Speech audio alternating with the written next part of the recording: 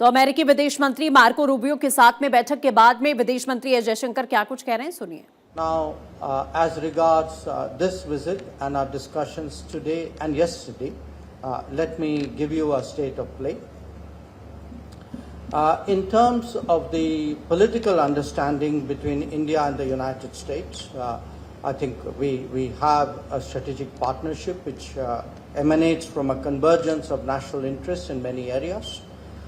Yesterday, during the Secretary's call on the Prime Minister, some global and regional issues were discussed, and in our subsequent meeting at the embassy, we took up developments pertaining to West Asia, Middle East, to the Indian subcontinent and to East Asia.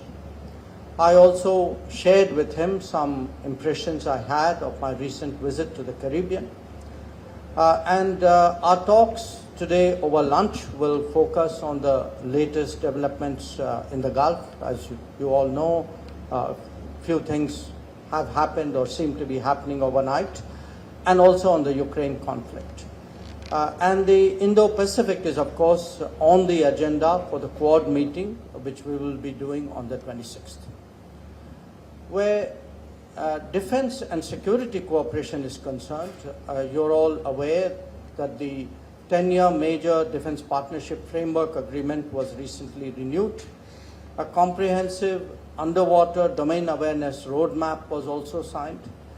We discussed the importance of taking into account the Make in India approach and lessons drawn from recent conflicts while going forward in the defense domain.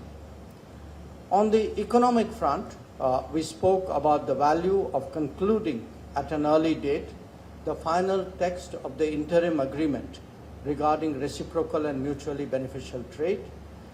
This will be an important step towards a comprehensive bilateral trade agreement which was envisaged during Prime Minister Modi's visit in February 2025. Our expectation is, we had a team recently in Washington, and our expectation is that an American team would be visiting India soon for that purpose. We spent some time today discussing energy issues, and again, you're all aware that our government's fundamental responsibility is to address the needs of 1.4 billion people. Obviously, ensuring the accessibility and affordability of energy for them is our prime objective. Secretary and I therefore welcomed the expansion in our energy trade in recent months. Diversified supplies are at the heart of energy security for India. We devoted some time to nuclear energy cooperation as well. The passage of the Shanti Act has opened up new possibilities. An American delegation was recently in India. We hope to realize the potential of cooperation in the nuclear domain, and I also raised with Secretary some issues, regulatory issues we have on the American side. All of you know the importance of critical minerals. Our two nations have been cooperating bilaterally in the Quad format and also as like-minded group. India joined the Pax Silica and is part of the Forge initiative. The AI Impact Summit in New Delhi in February highlighted the enormous potential of the India-US relationship, and we will naturally be encouraging our businesses dealing with AI. As India's semiconductor and AI capabilities advance, this cooperation will be even more prominent in days to come. People-to-people ties are at the heart of our relationship. I apprised Secretary Rubio of challenges that legitimate travelers face in respect of visa issuance. While we cooperate to deal with illegal and irregular mobility, our expectation is that legal mobility would not be adversely impacted as a consequence. After all, this is very relevant to our business, technology, and research cooperation. Friends, India and the United States have common interests, but they also face shared challenges. Prominent among them is terrorism. Our position in that regard is very clear. It is one of zero tolerance. We appreciate the strong cooperation between concerned agencies of our two countries in this domain. I particularly recognized the extradition from the United States to India last year of a key planner of the 26/11 Mumbai attacks. Our two countries will intensify cooperation bilaterally as also in relevant international forums. We will continue to collaborate closely on countering illegal trade in narcotics. Our discussions, which, as I said, are still ongoing, have covered a range of regional and global issues. So let me state India's broad position which pertains to all of them.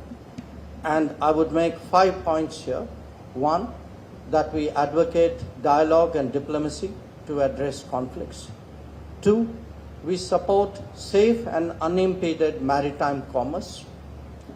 Three, we demand scrupulous respect for international law. Four, we are against weaponization of market shares and resources. And five, we believe in the value of trusted partnerships and resilient supply chains to de-risk the global economy. So overall, this has been a very timely visit by the Secretary. I think our discussions have been very productive, and I look forward to hearing his remarks. Thank you, sir. I now invite U.S. Secretary of State for his remarks to the media. Thank you. Well, first of all, thank you for your very warm welcome. And it's been a phenomenal visit already, and it's only been a day, and we have so much more work to do. And it's an honor to be here with all of you in this important visit to one of our most important strategic partners in the world. And I want to highlight that point for a minute. We obviously have relations, and we work with countries all over the world, and we need to, just as India does. And we have all kinds of alliances and partnerships with countries that we work on, sometimes on discrete and individualized issues, other times on broader issues that involve one region of the world or another. A strategic partnership is something very different. It's something much broader than that. A strategic partnership is when your interests as two nations are aligned and you work together strategically to solve those problems. And the list of issues that we work together with India on, the breadth and scope of them, is what highlights the fact that India is an important strategic partner of the United States, one of our most important strategic partners in the world. It begins with the fact of our shared values. We are the two largest democracies in the world. And so obviously that in and of itself begins to align our interests simply because our leaders respond directly to voters and people on a regular basis, which means I have to go back and justify to the American people every decision we make, and the president has to do the same on why it's good for our country, and our counterparts here in India have to do the exact same thing. You have to respond to the people of India about why your partnership with the United States, or your stance on any issue for that matter, is to the benefit of your country. I imagine this is true in every country in the world to some degree, but it is particularly true for democracies.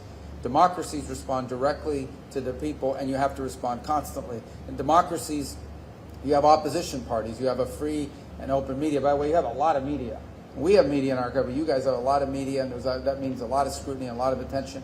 But that begins to align our interests immediately because we both recognize and have mutual respect and understanding that every decision we make, every announcement we make, everything we work together on, we ultimately have to go back and justify it to our voters, to our people, the people who put us in these positions to begin with.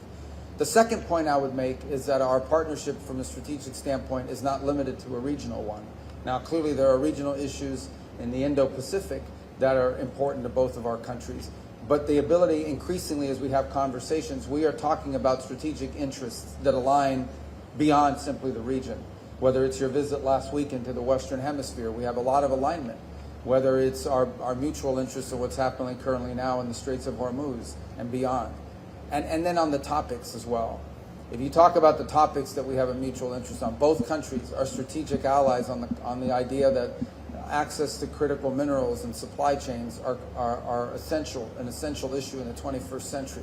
The over-concentration of reliance on a single source for anything, particularly things that are vital for our economies, is one of the great challenges of the 21st century. And we are strategically aligned on that topic. On the issue of terrorism, both of our countries have suffered, both directly and indirectly, because of global terrorist networks.